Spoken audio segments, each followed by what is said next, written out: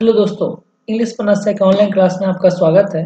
आज हम आपको बताएंगे ग्रामर के बारे में। ये ग्रामर शब्द का मतलब क्या होता है, ग्रामर कहते किसे हैं, ग्रामर शब्द की उत्पत्ति किस शब्द से हुई है और पार्ट्स ऑफ ग्रामर, ग्रामर के कितने पार्ट्स होते हैं। तो इस चैप्टर में, इस वीडियो में हम लोग पढ़ेंगे ग्रामर के बारे में, इसका डेफिनीशन, ओरिजिन मतलब इस शब्द की उत्पत्ति कैसे हुई और पार्ट्स ऑफ ग्रामर, ग्रामर कितने पार्ट्स होते हैं। तो आइए शुरू करते हैं आज का वीडियो।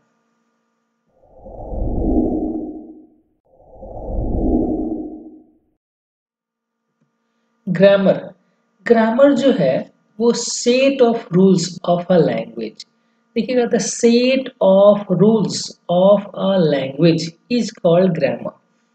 अब देखिएगा, जब भी जहां भी ऑफ रहेगा, हिंदी पीछे से करेंगे तो यहाँ पर ऑफ है, हिंदी पीछे से, यहाँ पर ऑफ यहाँ। अब देखिएगा, लैंग्वेज मतलब भाषा, तो भाषा के नियमों का जो सेट होता है, भाषा के नियमों का जो सेट होता है वही कहलाता है ग्रामर। कहने का मतलब ये है, किसी भी भाषा को यदि नियम कानून में हम बांधेंगे, किसी भी भाषा को यदि नियम कानून में हम बांधेंगे तो जो नियम कानून होता है वो ग्रामर कहलाता है। सिंपल सा आप जानिएगा कि जो भाषा है वो नॉर्मल है, और भाषा, यदि भाषा को हम यदि सही सही करें, शुद्धता उसमें लाए या नियमों में बांधे, तो वो ग्रामर है। इसको एक और डेफिनेशन से हम बोल सकते हैं, grammar purifies a language. Grammar किसी भी भाषा को शुद्ध करता है, प्यूरिफाई करता है मतलब शुद्ध करता है। अब देखा जाए शुद्ध का मतलब क्या है, यदि हम कुछ बोल रहे हैं, कोई भी भाषा बोल रहे हैं, सामने वाला समझ रहा है, कोई दिक्कत नहीं है, तो हम सही भी बोल सकते हैं, गलत भी बोल सकते हैं, कोई दिक्कत नहीं, लेकिन सामने वाला समझ जाए, काम आपका हो गया। लेकिन यदि ग्रामर हम जानते हैं तो वही चीज को हम शुद्ध ही बोल सकते हैं। तो ग्रामर करता क्या है, तो ग्रामर प्यूरिफाइज करता है। क्या करता है? प्यूरिफाई करता है, यानी कि शुद्ध करता है। किसको? भाषा को। तो भाषा को शुद्ध करने का काम कौन करता है? ग्रामर।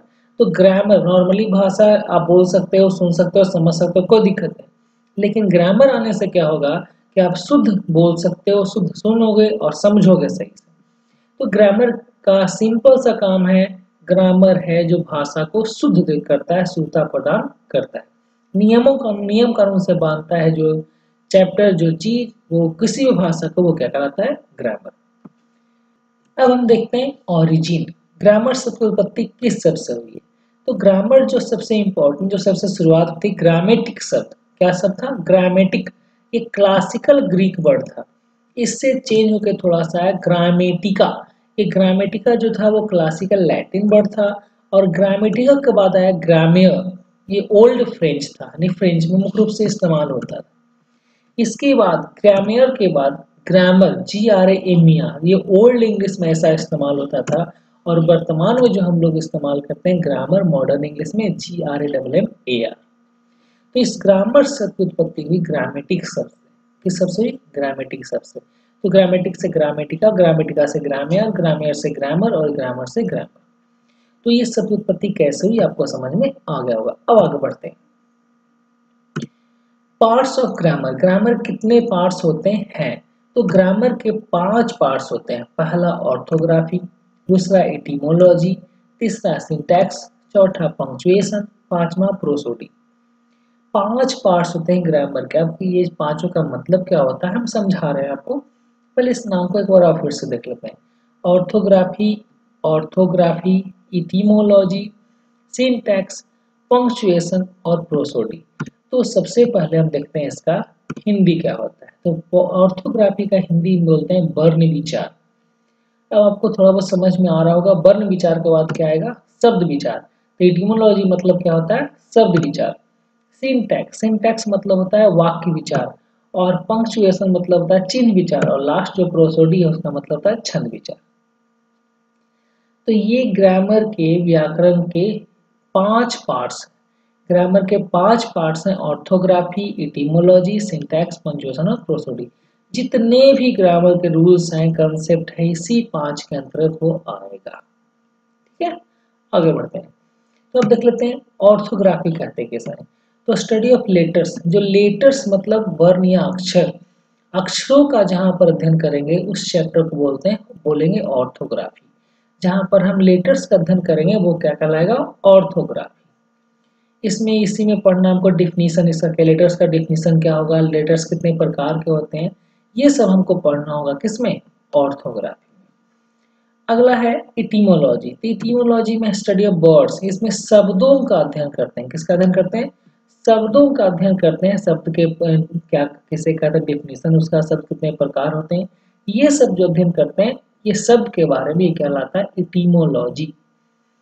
क्या कहलाता है, इटीमोलॉजी। तीसरा है सिंटैक्स। तो सिंटैक्स का स्टडी ऑफ सेंटेंसेस, वाक्यों का अध्ययन।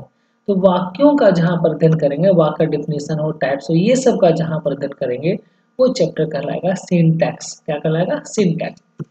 नेक्स्ट है पंक्चुएशन। तो पंक्चुएशन कहते किसे हैं, तो कह रहा है study of marks used for dividing writing into sentences and phrases. अब ज्यादा इसको हिंदी करने के चक्कर में ना पड़िए, सिंपल से जानिए। जो हम लोग सिंबल इस्तेमाल करते हैं सेंटेंस लिखते समय, फ्रेज लिखते समय, शब्दों को लिखते समय जो सिंबल इस्तेमाल करते हैं वो सिंबल कहलाता है पंक्चुएशन। जो मार्क्स इस्तेमाल करते हैं वो पंक्चुएशन, कॉमा हो गया, फुल स्टॉप हो गया, सेमी कोलन हो गया, ये सब कहलाता है पंक्चुएशन। पंक्चुएशन के अंतर्गत ही ये सब आता है। लास्ट आपका है प्रोसोडी। तो प्रोसोडी क्या है, study of patterns of sounds and rhymes in the poetry and speech. मुख्य रूप से प्रोसोडी का जो प्रयोग होता है वो लिटरेचर में होता है। लिटरेचर में, पोएट्री में, स्पीच में जो राइमिंग बनाता है, साउंड का जो पैटर्न होता है, ये सब का अध्ययन जो होता है वो प्रोसोडी। इसके बारे में आपको ज़्यादा दिमाग लगाने की जरूरत नहीं है। ये आपको जो है वो study of patterns of sound, sound का अध्ययन, राइम्स का अध्ययन, ये लिटरेचर का चीज़ है। मुख्य रूप से 4 ही होते हैं, ऑर्थोग्राफी, एटिमोलॉजी, सिंटैक्स और पंक्चुएशन।